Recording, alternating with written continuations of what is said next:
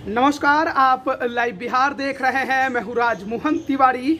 बिहार विधानसभा के सारण के 10 सीटों की बातचीत हम अभी लगातार कर रहे हैं। पिछले वीडियो में हमने बात मांझी विधानसभा की थी और आज हम बात तरैया विधानसभा की करेंगे। इसलिए क्योंकि तरैया की लड़ाई आगे के चुनावों में काफ़ी दिलचस्प होने वाली है। एक नया चेहरा तरैया की राजनीति में कदम रख चुका है और उस चेहरे के साथ ही अब तरैया की राजनीति पहले के तुलना में और ज़्यादा आपको गरमाते आगे के चुनावों में नजर आएगी।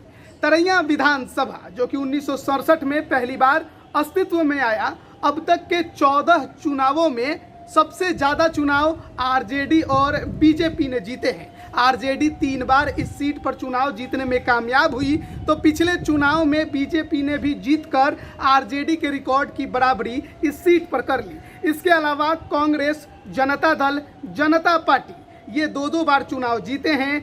लोजपा यानी जब रामविलास पासवान की लोजपा हुआ करती थी तब 2005 में एक बार वो भी फरवरी महीने का चुनाव जीती थी और एक संयुक्त सोशलिस्ट पार्टी थी जिसने शुरुआती चुनाव इस सीट पर जीता था। तो 14 चुनावों में कौन कितनी बार जीता वो हमने आपको बताया। आरजेडी और बीजेपी 3 बार जीतकर इस सीट पर बराबरी पर अड़े हुए हैं। लेकिन इस चुनाव की लड़ाई बेहद दिलचस्प रही है। अब तक का जो लड़ाई है वो इस सीट पर यादव बनाम राजपूत ही हमेशा देखने को मिला है। रामदास राय एक ऐसा नाम जो 1985 में बीजेपी के टिकट पर चुनाव जीता और उसके बाद से 2005 तक 4 बार इस सीट पर चुनाव जीता, यानी कि सबसे ज़्यादा बार तरैया की सीट पर कब्जा करने वाले रामदास राय थे। हालांकि अब उनका निधन हो चुका है। वहीं दूसरा जो सबसे बड़ा नाम है जो इस सीट पर एक उभरता हुआ चेहरा हुआ करता था और वर्तमान में विधायक हैं वो है जनक सिंह। बीजेपी के टिकट पर अभी विधायक हैं लेकिन सबसे पहली बार चुनाव लोजपा के टिकट पर जीते थे। ये 2 नाम तरैया की राजनीति के सबसे बड़े दिग्गज हुआ करते थे। इसके अलावा अगर बात करें रामदास राय की कहानी की तो 1985 में बीजेपी के टिकट पर सबसे पहली बार चुनाव लड़े, लेकिन 1990 में राजीव प्रताप सिंह से चुनाव हार गए। बीजेपी के ही टिकट पर उस समय भी लड़े। हालांकि 1995 में जब मुख्यमंत्री लालू प्रसाद हुआ करते थे तो जनता दल के टिकट पर चुनाव लड़ा और फिर से एक बार जीतकर विधानसभा पहुंचे। इसके बाद सन 2000 का भी चुनाव उन्होंने आरजेडी के टिकट पर लड़ा, यानी उस समय भी जनता दल से अलग होकर लालू प्रसाद यादव ने अपनी पार्टी बना ली थी, राष्ट्रीय जनता दल। उस टिकट पर भी जब चुनाव लड़े तो आसानी से चुनाव जीत गए। 2005 में फरवरी महीने का जो चुनाव था उसमें रामदास राय को करारी हार का सामना करना पड़ा था क्योंकि लोजपा के टिकट पर मैदान में उतरे जनक सिंह ने उन्हें चुनाव में शिकस्त दे दी। लेकिन किसी की सरकार नहीं बन पाई तो फिर 2005 के ही अक्टूबर महीने में फिर से दोबारा उसी वर्ष चुनाव हुए तो रामदास राय एक बार फिर आरजेडी के टिकट पर चुनाव जीतने में सफल रहे। हालांकि बाद में उनका निधन हो गया तो फिर आगे वो चुनाव नहीं लड़ पाए। लेकिन 2010 के अगर चुनावों की हम बात करें, 2010 जब लोजपा और राजद का गठबंधन था, कांग्रेस अकेले मैदान में थी जबकि नीतीश कुमार की लहर के साथ एनडीए मैदान में था, बीजेपी और जेडीयू। तो 2010 में जब चुनाव हुए तो बीजेपी के टिकट पर उस समय जनक सिंह मैदान में थे जबकि तारकेश्वर सिंह जो कि कभी बनियापुर विधानसभा का चुनाव लड़ते थे वो लौट आए थे तरैया और तरैया में उन्होंने कांग्रेस के टिकट पर चुनाव लड़ा। आरजेडी से उस समय रामप्रवेश राय छपरा से तरैया उन्हें भेजकर चुनाव लड़ाया गया। कहा जाता है कि महाराजगंज के पूर्व सांसद प्रभुनाथ सिंह के कहने पर ही वो तरैया 2010 में आरजेडी के टिकट पर चुनाव लड़ने आए, हार गए और चौथे नंबर पर खिसक गए थे। मुद्रिका राय, रामदास राय के भाई, जो कि इस सीट पर चुनाव लड़ना चाहते थे आरजेडी के टिकट पर, टिकट नहीं मिला तो निर्दलीय मैदान में उतरे, तीसरे नंबर पर रहे। तारकेश्वर सिंह दूसरे नंबर पर रहे। उसके बाद 2015 में महागठबंधन बन गया। कांग्रेस, जेडीयू, आरजेडी एक साथ मैदान में उतरे। बीजेपी, रालोसपा, लोजपा, हिंदुस्तानी आवाम मोर्चा के साथ गठबंधन करके मैदान में उतरी।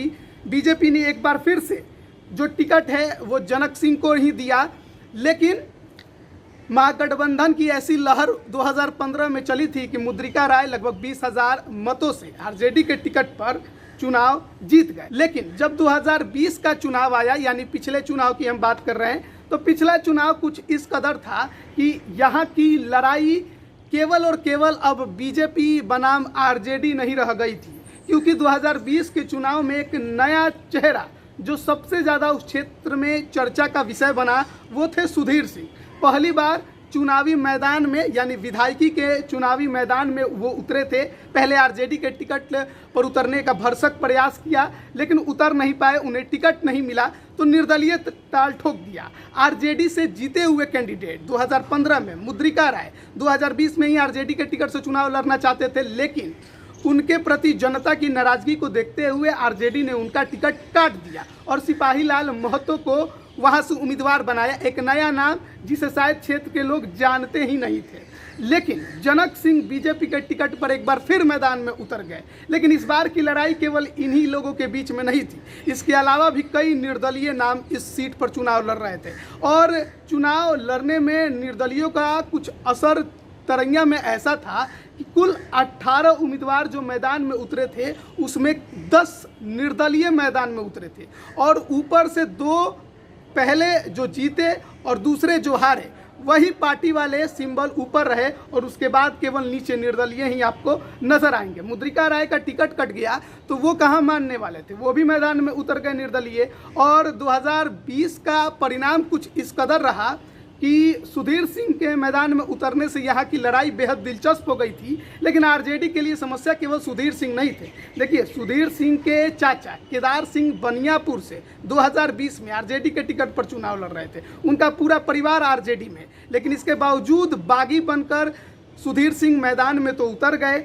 और आरजेडी के लिए समस्या ये भी खड़ी हो गई कि एक और नाम है मिथिलेश कुमार राय, जो कि मुखिया हैं, वो भी आरजेडी के टिकट पर चुनाव लड़ना चाहते थे, उन्हें भी टिकट नहीं मिला तो वो भी मैदान में उतर गए। मुद्रिका राय का टिकट कट गया तो वो भी मैदान में उतर गए। यानी 3 बागी आरजेडी के सीट पर मैदान में उतरे हुए थे और सिपाही लाल महतो आरजेडी का झंडा ढो रहे थे, उन्हीं के यानी आरजेडी के सिंबल पर वो चुनाव लड़ रहे थे। लेकिन चुनाव परिणाम आया, आरजेडी के बागियों का खमियाजा आरजेडी को भुगतना पड़ा। जनक सिंह बीजेपी के टिकट पर इस सीट पर लगभग 11,000 से अधिक मतों से चुनाव जीत गए। सिपाही लाल महतो दूसरे नंबर पर रहे आरजेडी के टिकट पर। तीसरे नंबर पर रहे सुधीर सिंह, जिन्हें 16,000 से अधिक वोट मिले थे। और चौथे नंबर पर जो थे वो भी निर्दलीय ही थे, उनका भी नाम इसमें बहुत बढ़ चढ़ कर आता है। हालांकि शैलेंद्र प्रताप सिंह चौथे नंबर पर थे, फिर उसके बाद कोई एक गिरी जी थे जो यहाँ पर 5वें नंबर पर थे, फिर मिथिलेश कुमार जो कि बागी थे आरजेडी के, वो 6ठे नंबर पर थे। मुद्रिका राय जो कि सीटिंग विधायक थे, आरजेडी ने टिकट नहीं दिया तो निर्दलीय उतरे थे, वो 7वें नंबर पर खिसक गए थे। तो लड़ाई बेहद दिलचस्प यहाँ की हुई, लेकिन सुधीर सिंह पहली बार विधायकी का चुनाव लड़ने के बावजूद तीसरे नंबर पर इस सीट पर है।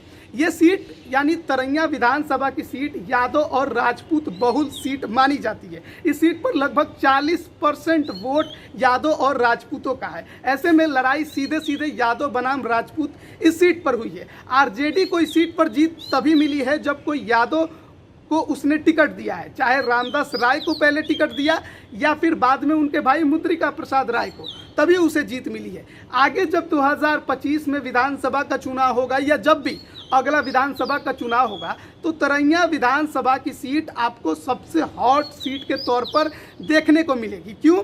क्योंकि देखिए, आरजेडी के जो 2 बागी थे, एक तो सुधीर सिंह राजपूत समुदाय से आते हैं, प्रभुनाथ सिंह पूर्व महाराजगंज सांसद के भतीजे हैं, उनका एक अपना ही अलग जनाधार इस सीट पर आए, तो वो तो इस सीट पर आरजेडी के टिकट पर चुनाव लड़ने के लिए बेताब है।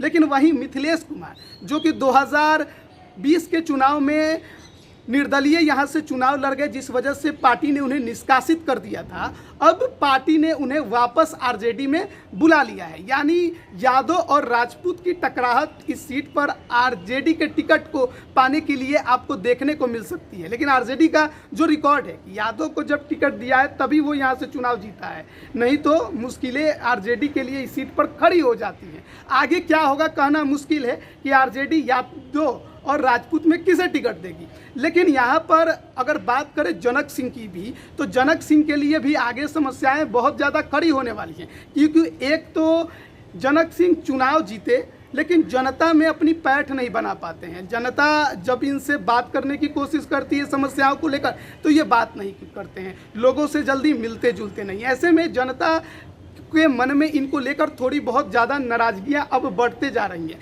ये तो ऐसे हैं कि इनको कोई भी फ़ोन लगा ले ये जल्दी बात नहीं करेंगे।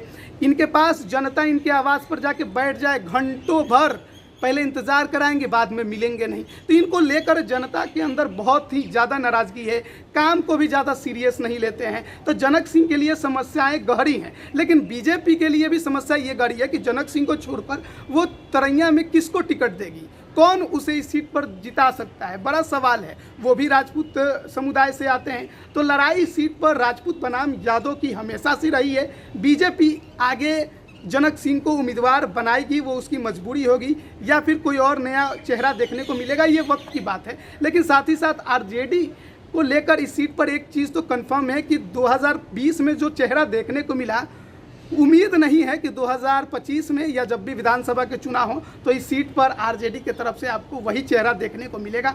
सुधीर सिंह राजपूत समुदाय के एक नामी गिरामी चेहरा आपको इस सीट पर मिल सकता है देखने को, या फिर मिथिलेश कुमार राय भी, जो कि अब आरजेडी के साथ काफ़ी ज़्यादा उनकी करीबियाँ बढ़ते जा रही हैं।